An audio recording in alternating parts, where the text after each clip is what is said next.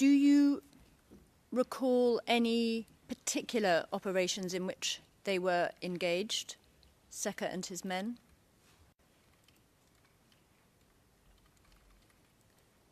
Je ne peux pas. Answer. I'm not in a position to know because I myself was not out on the ground. Now, after you left service, and before I ask the question, can you tell us when did you leave service as commandant of Secos and commander of Secos and commander of the École de la Gendarmerie? Can you give us the date, approximately, if necessary?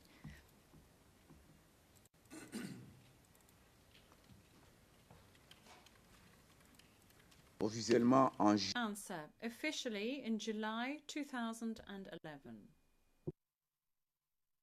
Crisis, when did you leave the École de la Gendarmerie?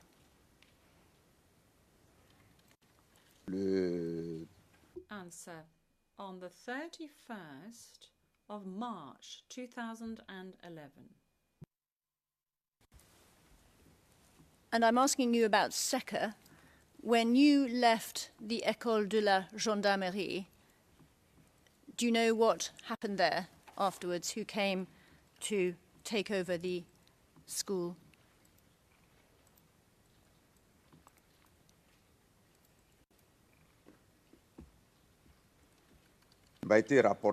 Answer. It was reported back to me that when I left the school, the commander, Seka, came to the school a few days later and he set himself up, more or less, at the school. When I say he set himself up, I mean thereby that, in a sense, he took the various people who had remained at the school under his command. That was what was reported back to me. At this time, you've mentioned earlier 2 Secos units that were based at the school. You mentioned the BMO and you mentioned the Groupe d'Appui. Were those units still there at the École de la Gendarmerie when you left?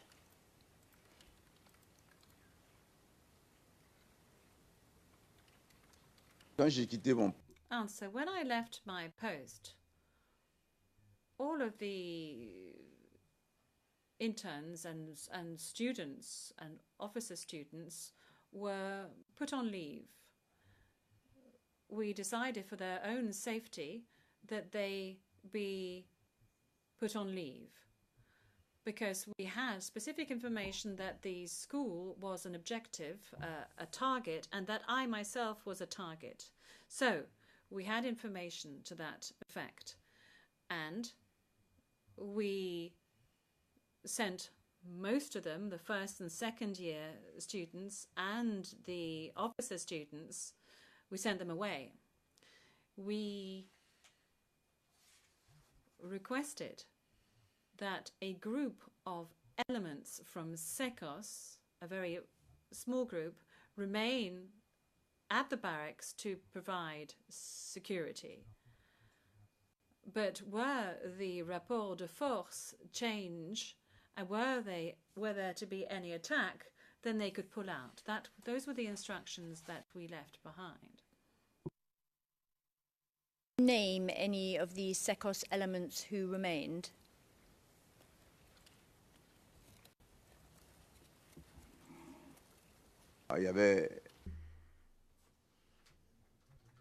I cannot give you the names because I left instructions before I left.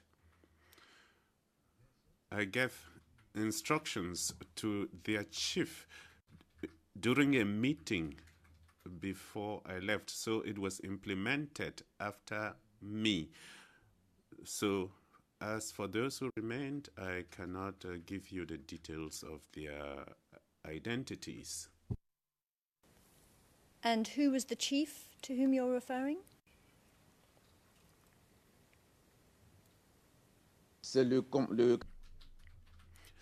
It was Captain Fofana. It was to him that I gave instructions before I left. Now, we spoke about Zolua earlier. Do you know if he remained at the École de la Gendarmerie after you left? Premièrement, lui, il n'était pas. To begin with, he was not in charge of any unit. Secondly, he lived in the barracks. So whether he remained or not, I cannot tell you that today. But what I know is that he was living in that barracks.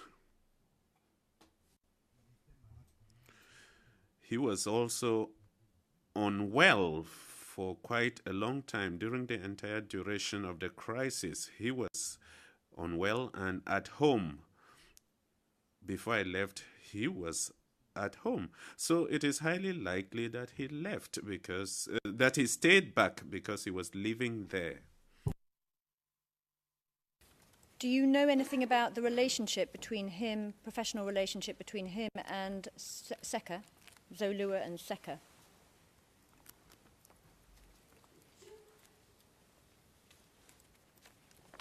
Je ne peux pas présumer.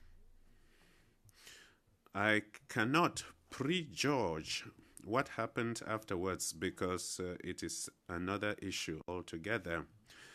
But before that period that we are talking about, there was no professional relationship because Commander Seka was not working within the gendarmerie units. He had been seconded to the presidency of the Republic.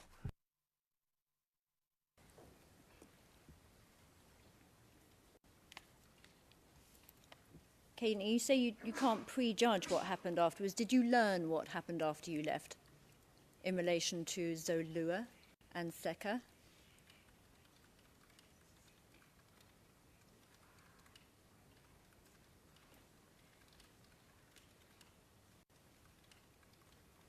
Oui, ça c'est après que. Well, this is information that I received afterwards. Yes, I did receive some information subsequently. Can you tell us what that information was, please?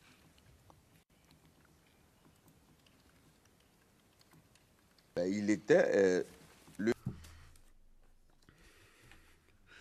Commander Seka took Captain Zolua under his authority. He integrated him into his structure, and they were now in the field.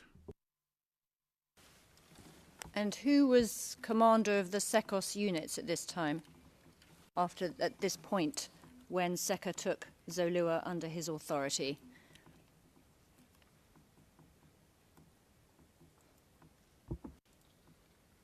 puisque moi j'étais. Well, I had left, so there was no longer any commander at Sekos. I had left for security reasons, so there was no longer any any commander at Sekos. Okay, I'm going to refer to your interview again, and it's at 0051-0392 with the OTP prefix, and it is at page 0412, and it's line 714, and onwards to line 719.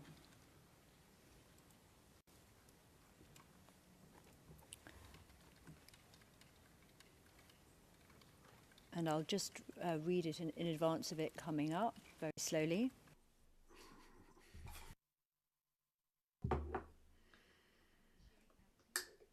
I learned later on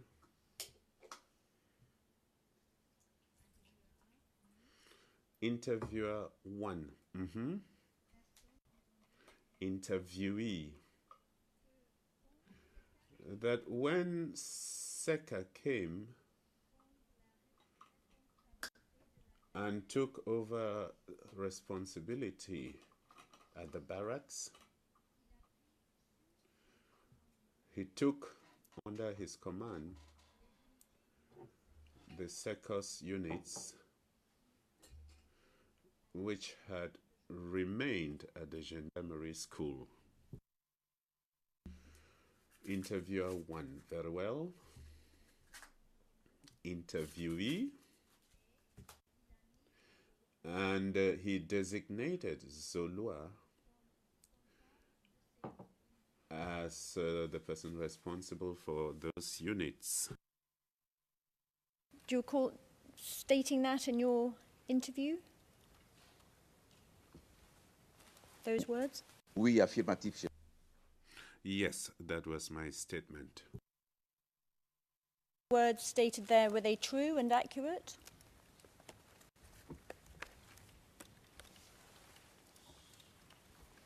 C'est ce qu'on m'a rapporté. That is what I was told. I had already left, but this is what I was told. That is precisely what I said, and you can see how it begins. I was told that.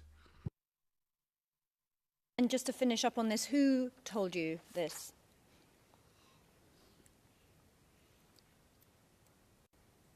Ah, mais il y a beaucoup d'informations.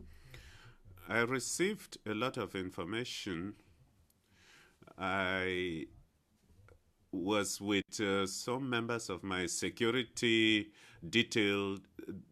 They telephoned other people and they gave them that information. There was also Commissioner Rouble, who was at home for security reasons, and that is in another document that you may not have looked at. When he heard that Seka was at the gendarmerie school and that he wanted to take over control of the Sekos elements there, Commissioner Rouble came to the gendarmerie school to tell him that if the Sekos commander was not there, he, as an operational officer, was coming to take under his responsibility the elements of the Sekos. And in the army, there is a hierarchy. Rouble was lieutenant colonel, and Seka was a commander or captain, but he refused that Rouble should take over command of his men. And since he was threatening, Rouble returned home. And when I heard about that, I told the supreme commander over the telephone. He was not happy. But even though you have not specified this, it was between the 2nd of April and the 10th of April 2011, and there was widespread chaos in Abidjan. Even though we did not agree, there was not much that anyone could do given the critical situation in Abidjan. So we have to define the period of these events. This is something that happened between the 1st and 2nd of April and the end of the crisis. Thank you for that clarification, particularly on the dates. And in that time frame, those dates, where were you physically situated? Je m'étais mis à la... I had taken shelter. I had gone into hiding because I had received information that I was a target and that the gendarmerie school was a target also. A few days later, the school was shelled on several occasions, and the shells fell in the compound that I had been living in. And when I returned on the 13th, 14th April, I realized that some shells had fallen in that compound where I had been living. And where did you take shelter in that period, in that interim period? Is this important? It's all right, I can leave it. No, because I think that's the reason why he took shelter, Yes. in order not to know. Thank you. Now we'll go on to another topic. You were touching, we've been talking about meetings that you attended with the SEMA, and we'll talk about more of those later. Did you know whether the SEMA also himself reported to his superior?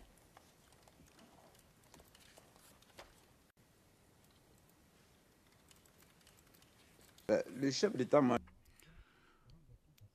The chief of staff has to report to his superiors, but I was not present with him. Logically, he has to report to his superiors, but I cannot tell you categorically that he did so. But I suppose that in the hierarchy of the army, people always report to their superiors. But these suppositions that I am making, he must have reported to his superiors. And did he tell you ever in meetings whether or not he had received information from, instructions from, or whether he was reporting to his superior? Is that information that you ever received from him directly?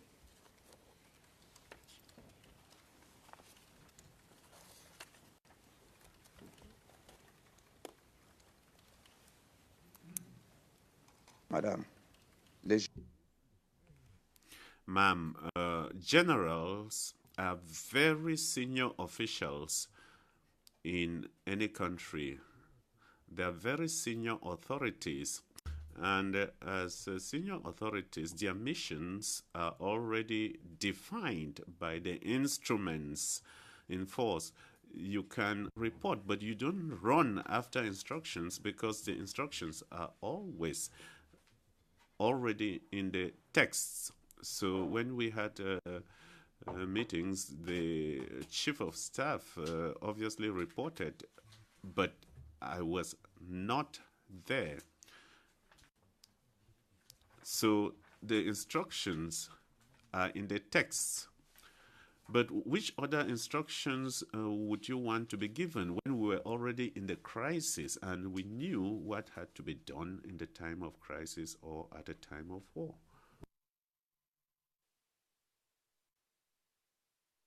Just before I refer you to your interview, who was it, when we're talking about the superior to whom the chief of staff obviously reported, who obviously was that?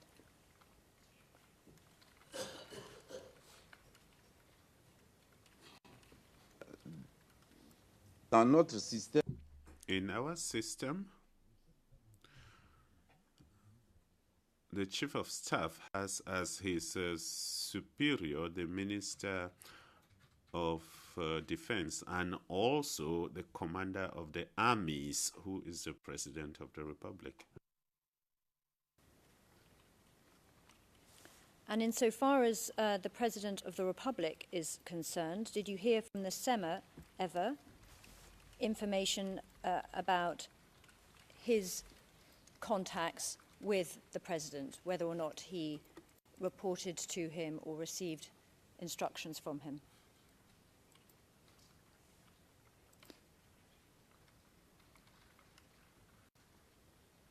le chef d'état-major The chief of staff is in contact with his superiors regularly, just like we are in regular contact with the chief of staff, because he is our superior.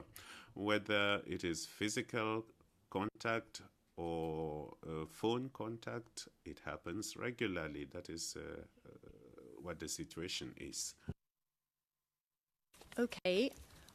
I'm just going to refer very briefly to your interview, one of your interviews. This was actually the October 2011 interview, and the transcript is OTP prefix, and then it's 00160104, and the page is 120, and I'm going to be referring to line 576 to line 583.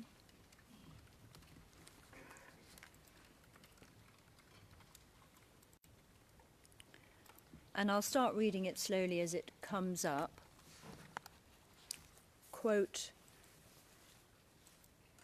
personne entendue. Person interviewed.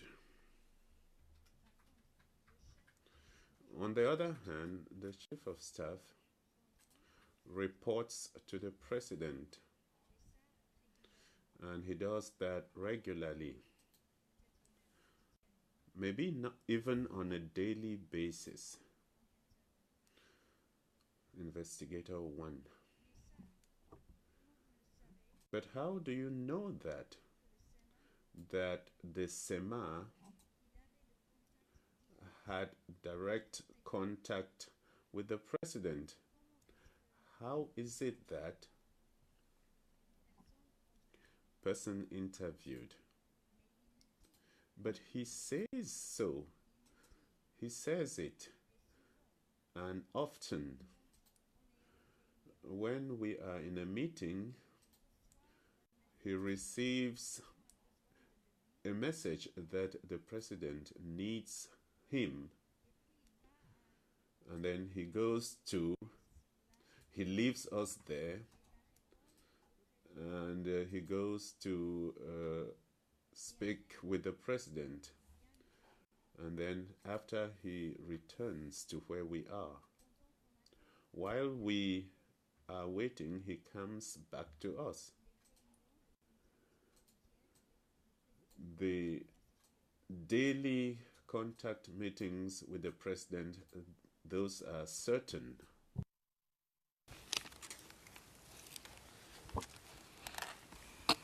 Can I ask a question before there's an objection? Yeah, I don't know to what you object now.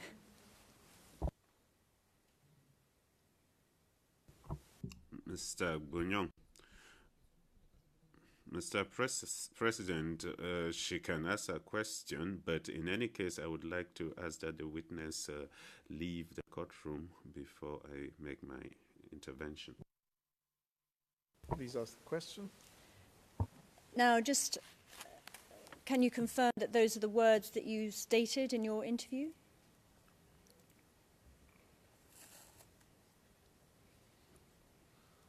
Non seulement c'est ce que j'ai tenu, It is not only what I stated, but it is precisely the same thing that I'm telling you right now.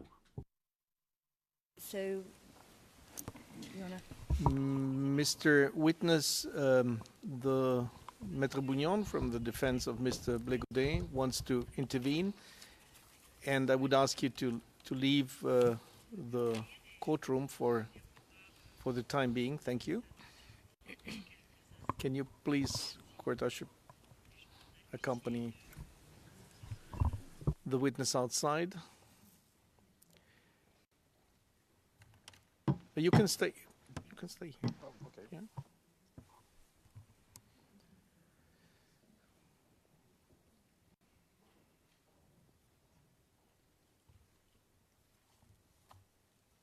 Maître Bugnon. Mr. Bugnon, thank you, Your Honor. Mr. President, I would like to make a contextual observation. The French language is very precise. When the prosecutor starts speaking, she talks about instructions that the witness may have heard about the relationship between the Chief of Staff and his superiors. Page 18, as from line 4. or whether he received instructions from the president. When he is confronted with his statement, they talked about contact. Now, but is contact the same thing as instructions? By using the two terms interchangeably, it can mislead the witness. The witness has said they have regular contacts. That is what is said in his statement, which is being read. But when you look at the questioning, there is confusion between instructions and contact. So the prosecutor has to be very specific. I do not know whether it is the interpretation that is not accurate, but in French, instructions and contacts are not the same thing at all. That is what I wanted to say, Mr. President. Maître Altit. Mr. Altit, thank you, Mr. President. Mr. President, I would like to seize this opportunity of this discussion to make my own observation on the procedure used by my learned friend, my excellent friend. When she uses the witness's statement, it is not to confront him with statements that are contrary to what he is saying here. In reality, the prosecution wants to have in the record the precise details and the wording used when the statement was given. You can see the problem. The problem is that she asks a question and he answers, but his answer is not totally satisfactory to the prosecutor, so she reads out part of his statement. And that part of the statement is now on the record. So this is a way of circumventing the logic of questioning, because nothing prevents her from asking the same question that the investigators asked. She can ask that to the witness, but that is not the objective. The objective is to have the exact wording used in the statement, which was taken under the circumstances that we all know. So I am putting my reservation on record. So the prosecutor has to ask the questions that she thinks are necessary, even if they are the same questions that were put to the witness by the investigators of the OTP. Oui, et on me fait... And it is being pointed out to me that you have confrontation and then refreshing memory and then asking questions. These are three different things, and we will all benefit if the questions are asked directly, and even if the witness's memory is refreshed. Those were my observations, Mr. President. Thank you. The OTP? I'm not wholly clear what the objection is to which I'm responding, but insofar as the comments are concerned, the broad gist is an objection to the use, I believe is an objection to the use of the statement in this particular circumstance. But first is the objection or the intervention by Mr. Bougnon Well, on the language, and then quite frankly, on the statement, the use of the statement. I looked at my question again. It was a compound question where you asked, did you hear about contacts, instructions or reports from the President? And he responded as he did, and insofar as I was concerned, I considered I had gone as far as I could go in terms of getting responses viva voce, and so then took him to the statement to deal with what he had said previously quite clearly to the investigators during his interview. I considered I had gone as far as I could go, and that was and properly went to the statement Your Honours, and really I'm in your hands entirely, and if there is anything ever objectionable about my use of the price tables, of course I will refrain from so using them. But I thought then that I had gone as far as I could go and then went to the statement to take matters further.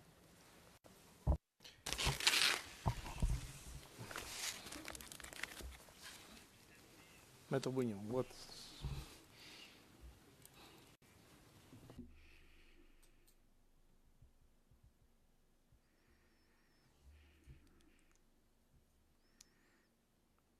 Mr. Bouillon. Mr. President, in the last part of the prosecutor has just said, I will read out paragraph 27 of your directives. The parties are strongly urged to avoid long and complex questions that could disturb the witness or mislead him. I think that is what we have to avoid, especially since we have interpretations on both sides. Yes, let me answer briefly. I think it is difficult to mislead this witness and to disturb this witness. I think this witness is very, very strong in answering whatever he wants to answer. It's very difficult to mislead this witness. Therefore, obviously, the language used in English, I read it and hear it in English, so I cannot intervene on the precision on the wording used. But I did not find very many mistakes in the way it was translated. I think we got it the right way, the way it was intended by the witness himself. On the other side, as to the use of the statement, well, I think it was correctly used, because the questions asked by the Madame Pack were questions to which the witness responded as he recalls now, and obviously it was more precise or more detailed in the past. And by confronting him with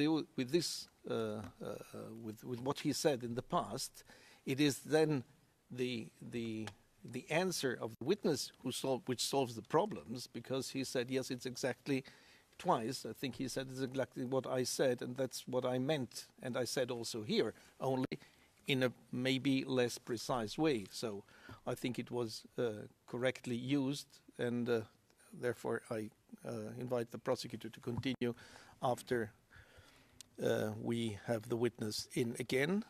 So please, can the witness be brought in again?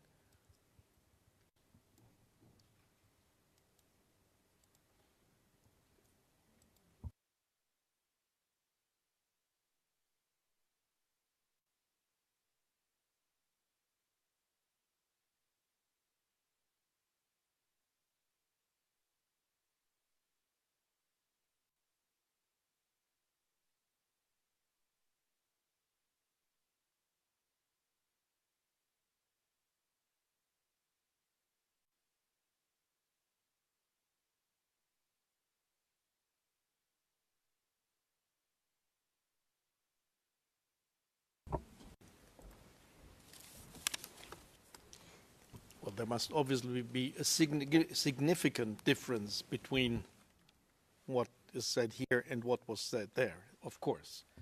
Of course, I don't use it to perfect evidence. No. Yeah. Well, if it said the same thing, only in other words, who cares? But there must be a significant difference in order to use this prior statement. So Understood. Please, Madame Pack, go ahead. Thank you. Thank you, Mr. President. Mr. Witness, we're going to continue. Moving on actually to another topic. What I wanted to ask you about was your power to sanction SECOS elements for misconduct, whether you had such a power. Were you able to sanction SECOS elements for misconduct? Maybe before asking if he's sanctioned, the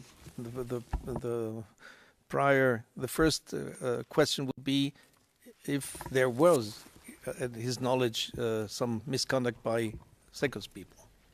Well, I thought I would leave that for a separate, perhaps need to go into private session for questions like that, but to keep the general matters public for the moment, if you're on, with Your Honour's permission. Yes, but yes, no, of course, but I think yes. That this would be logically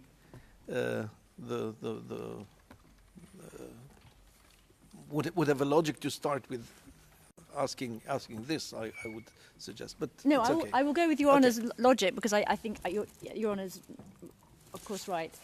Let's just start with this. To your knowledge, did you become aware at any time, as commander of SECOS, of misconduct on the part of SECOS elements?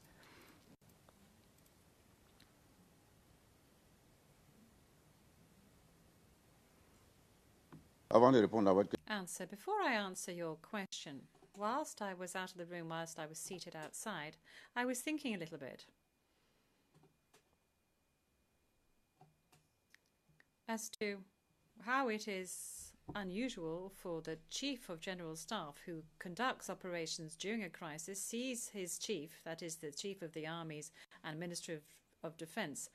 Why is it unusual for him to see him on a regular basis during a time of crisis? That's what I said earlier, and I maintain that the Chief of General Staff reported to the President, and he saw him if possible, but he reported back to him on the telephone. We were during a crisis, we were at war. The Chief of the General Staff saw him on a regular basis, and I think there is nothing unusual about that. Now, let me come back to your question. With the question, I'll just remind you, broadly, and this is a broad question, to your knowledge, did you become aware of misconduct on the part of SECOS elements at any time as commander of SECOS? Oui. Answer, yes. And again, a broad question, what was it that was the process that then followed when you became aware of misconduct on the part of SECOS elements?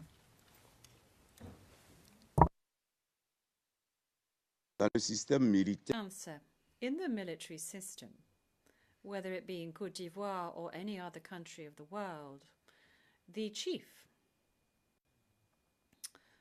whenever an element is behaving excellently, whenever he does anything out of the ordinary, something exceptional, he is recompensed. However, when he commits acts that are contrary to military ethics or contrary to the regulations, then he is sanctioned.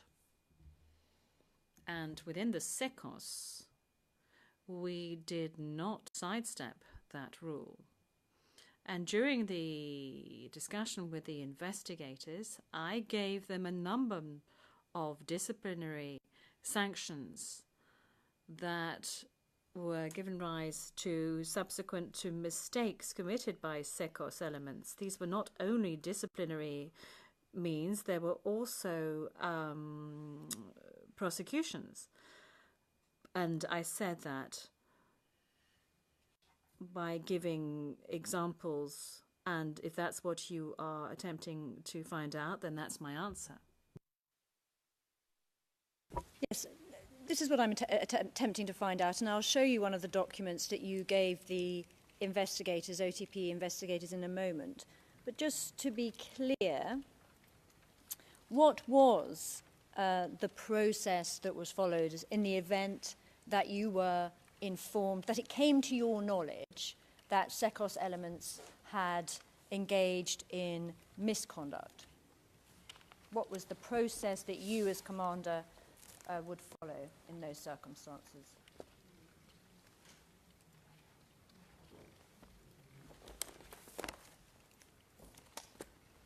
Vous voulez parler du canal Answer. Are you talking about the means by which I am informed, or are you talking about the manner in which I dispense these sanctions?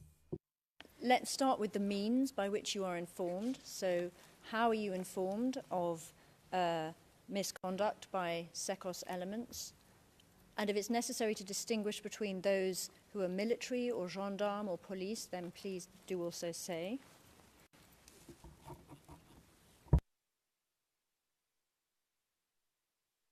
tous les moyens d'information Answer. All means of communication, information were used. Yesterday we talked about the structure of SECOS and the various chiefs that were under my responsibility, who have men under their command, report back to me and take measures at their level that they take if the mistake is deemed to be sufficiently serious. And I would go on to add that the measures taken allow me to do so as commander of the SECOS. So then the punishment is heavier. If the misconduct is in keeping with the initial sanction meted out, then I will align to that as commander.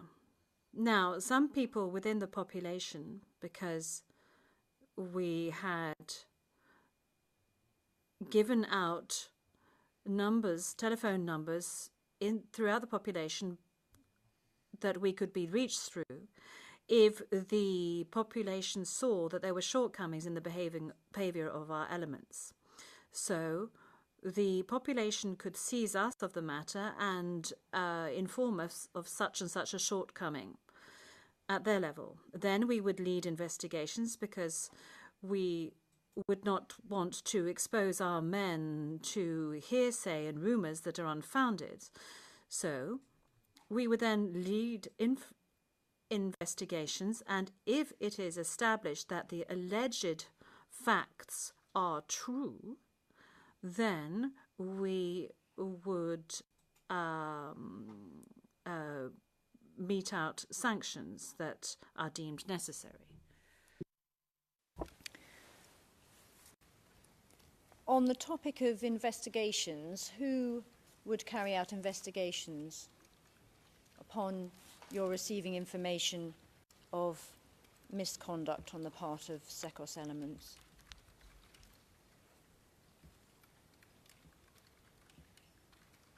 on pouvait charger Answer. We could request that the commander in charge of the officer responsible for the misconduct be asked to commit the investigation with regard to the misconduct committed by his element. We could also ask him, and you saw yesterday that within the context of our central instructions there is an intelligence organ that is essentially judicial in nature, and we could ask those elements to conduct investigations with regard to the facts that have been reported back to us in order to ascertain whether they are true or not. And when you're talking about the commander in charge, you're talking about the sector commanders, are you? And also the commanders in charge of the units, specific units you've mentioned in your testimony, the groupe d'appui and the BMO? Oui. Answer. Yes. Now, Oui. I'll ask you to look at a document. It's CIV OTP 0048-1562, and it's at item 28 on the list of material for my learned colleagues. And this document will come up on the screen. I believe it's a document that you yourself gave to the OTP, but let's just wait for it to come up.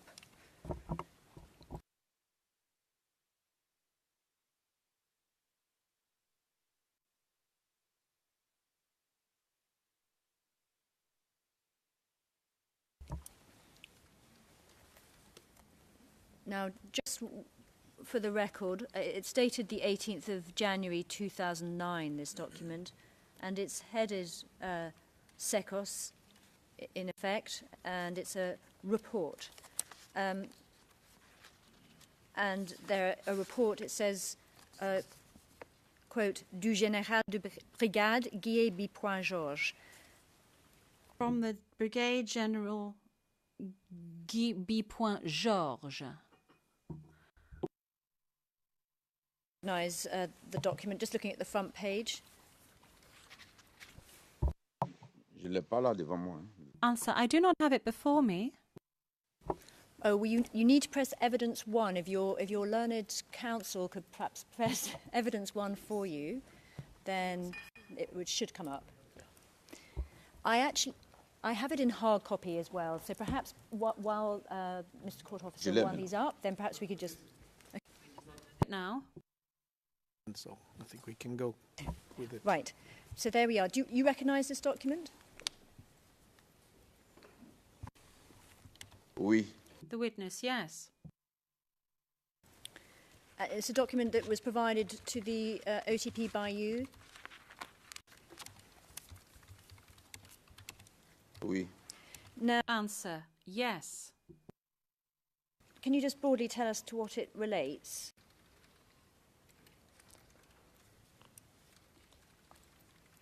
C'est un rapport de punition. Answer, this is a punishment report. Of whom? Un rapport de punition. It is a punishment report that the commander of the SECOS draws up against one of his elements. C'est une sanction So it is a sanction that I took and that I naturally sent to the organic command of the element concerned. Of course, is the gendarmerie, is that right? pas l'élément organique. Answer, not the organic command. The organic command of the element concerned is the gendarmerie, yes. So this gendarme, let me just ask, we can just go to page 1568 of this document. In fact, sorry, can we go to page 1567 first, and then we'll go to the other one.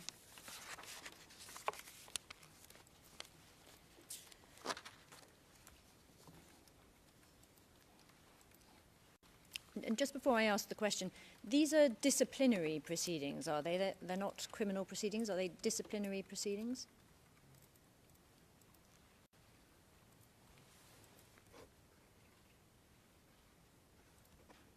Une procédure disciplinaire. Answer, this is a disciplinary proceeding.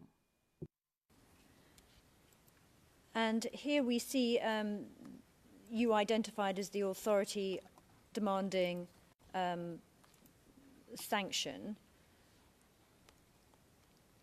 And just above that, we see the name of the individual concerned and his unit, the SECOS Groupe d'Appui. Is that the unit that we've been speaking about earlier?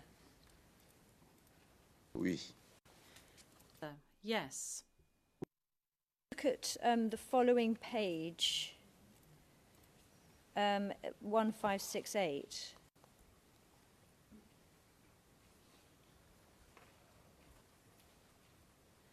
We see there in the bottom right, we could just look at the name and the signature there. Do you recognise who we see? Well, we see there Fofana Abu Bakr, who was the chef of the Groupe d'Appui. Is that the same individual you were talking about earlier? Answer, yes. Yes.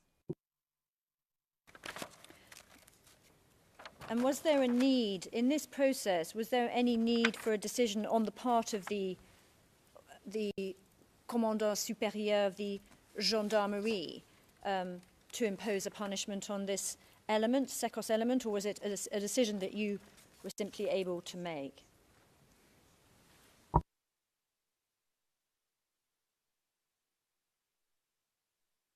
Dans le système, Answer. In the system itself, the elements that are working within the SECOS are placed at the disposal of the SECOS commander, and all of the administration is the responsibility of their organic command. So, if I have sanctions to take, I draw up a report, I make proposals for sanctions with the reasoning, and I address this to the senior commander of the gendarmerie, who, generally speaking, unless there are any dysfunctioning in my report or any shortcomings in my report, then generally speaking, he will support the measures that I am suggesting.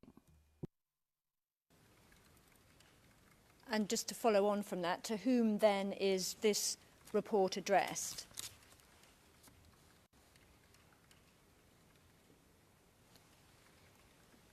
la page qui était là tout à l'heure, Answer. The page was up on the screen that you just took away. You should look in the bottom left-hand corner thereof. We'll look at that then, please. Page 1562.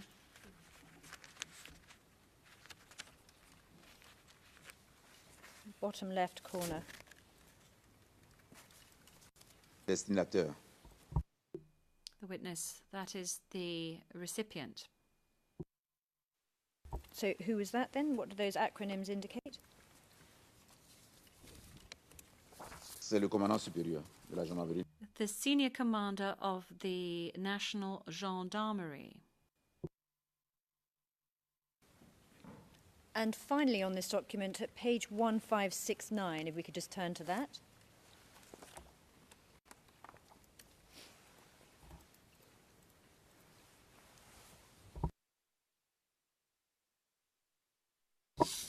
And we can see there that there's a stamp bearing your name in the block reading, quote, avis des chefs hiérarchiques.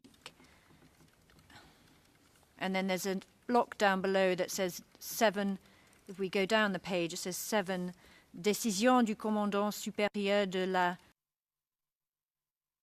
Decision of the senior commander of the gendarmerie. And understanding your evidence just now about how the process worked, can you just tell us how these two blocks in this table relate to your evidence?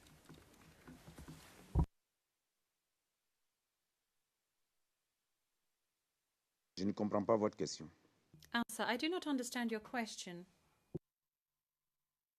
There at the top, and then did your advice then await a decision at the bottom there from the commandant supérieur de la gendarmerie?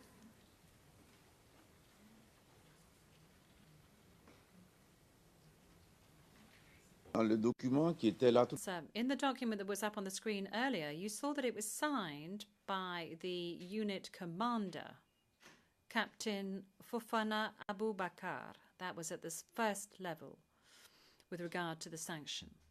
Then it comes to me. I confirm the sanction and I say that he should be suspended for 8 days. And I sign and I commit to the senior, and I send it or transmit it to the senior commander. Then it's up to him to confirm, or to, if he's of the opinion that the dossier that I have compiled is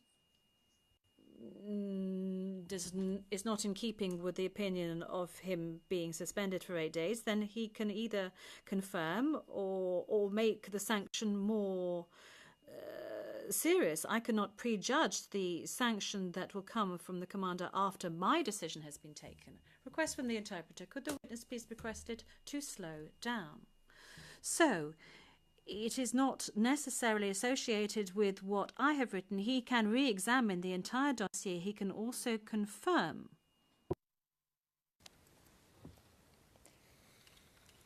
The interpreters have just asked, in fact, if you would slow down in your responses, and I have to be aware of that too. I pause before I continue with a new question, and if you could also just keep the pace reasonably slow as you can. Merci. Thank you. The witness, thank you. Now, the process you've described with reference to this document related to a gendarme, did a similar process apply in relation to soldiers or policemen who were under your command as SECOS elements?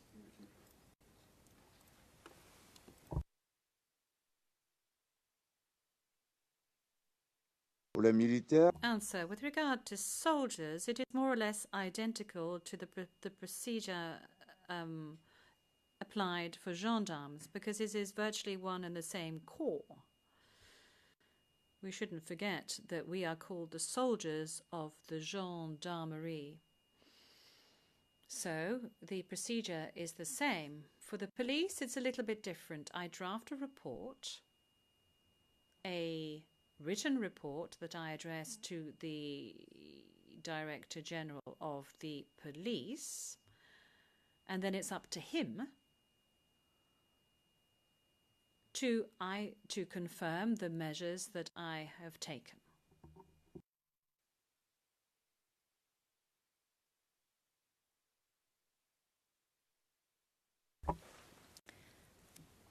And was there an alternative process where there was evidence of a criminal offence in relation to a SECOS element? Was it the same process?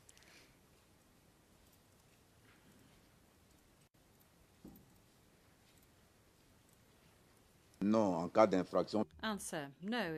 In terms of a criminal offence, of course, we call either upon a police station or the National Gendarmerie. We place our men at the disposal of the Gendarmerie Brigade or the police station, and they work under the authority of the national prosecutor, because there are two prosecutors in Abidjan, whether it be Yopougon or the other communes of Abidjan.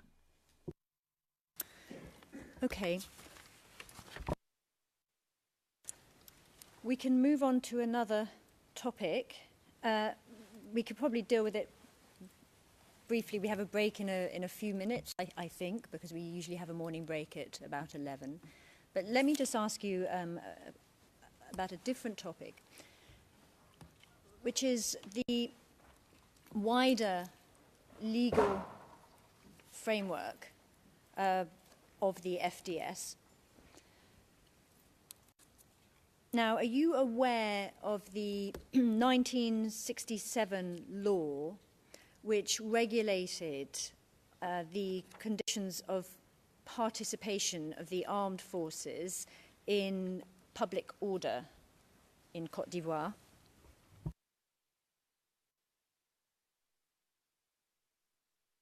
oui, j'ai une certaine connaissance. Answer. Yes, I do have a certain knowledge, but I do not have a specialized knowledge of it.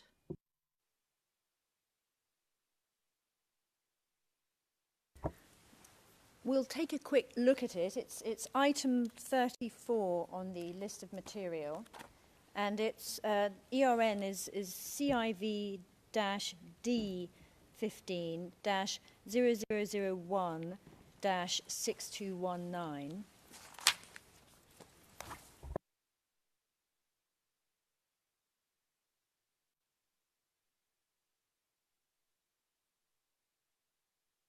And we're not going to spend too long on it, but let me ask you to help us with a couple of articles.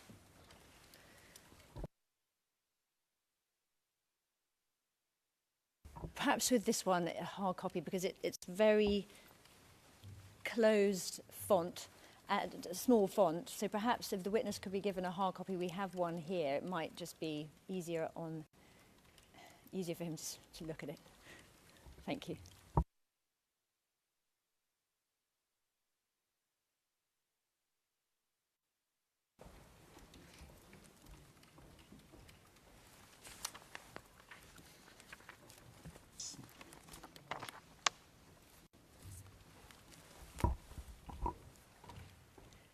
And this document is public.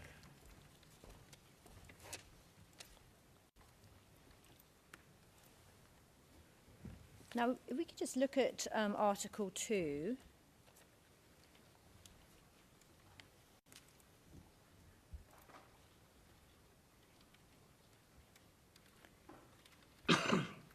Okay, I'll just read it. I'm not going to go through every single article like we did with the Secos decree, but just briefly. I'll read, quote, Le présent décret. This decree aims to outline the conditions of the participation of armed forces in law enforcement. Message from the interpreter. This is not Article 2. We cannot see where you are reading from. Thank you. On the page, sorry. I should have told the court officer. We could just go down a bit. There we are. Article 2, stop, is there at the top. Thank you. And actually, if we could go down a little further to Article 4, which is at the bottom of the page.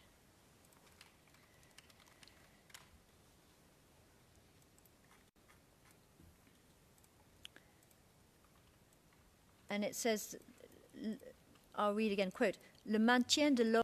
Law enforcement is normally maintained by the police and the gendarmerie, and in complement, if necessary, by the units of the land forces, the navy, and the Air Force. Article 3, sorry, going up a bit, second paragraph of Article 3, up a bit on the page, thank you. Just the second paragraph of Article 3 so you can follow, which is on the same page, page 6219. L'autorité militaire. Military authority cannot be put into action by civilian authority, aside from a requisition coming from authorities named in Article 11 hereunder. Now, I've taken bits of the law, and obviously the law needs to be read as a whole, but just looking at those sections and understanding that you, as you've indicated, you know the law. What is the meaning and effect of, broadly, very broadly, the meaning and effect of these provisions insofar as engaging the military in public order is concerned? What was the point of these provisions?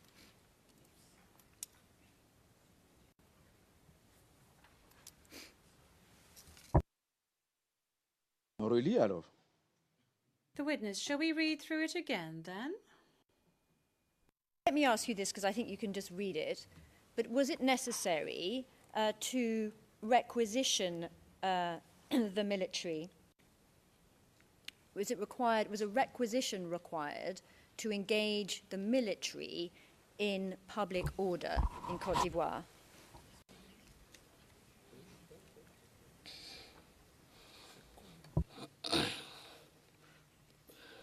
Maître Bougnon? Maître Bougnon, Mr. President, the witness is here, so I don't really want to. I don't think this is the right question to put. Now intervene on a law and criticizing or giving his assessment? I mean, No, the law has stated this, and I don't ask for his assessment of it, but simply he's a man who's senior position in a commander of Secos, a général de division. This is a law about public order and the use of the military in public order. Just to know, is familiar with this, the effect of this law is to require a requisition to get the military engaged in public order activities. Something I think he can well answer. He can probably tell Your Honour if he can answer that question. Well, can you answer this question, Mr. Witness?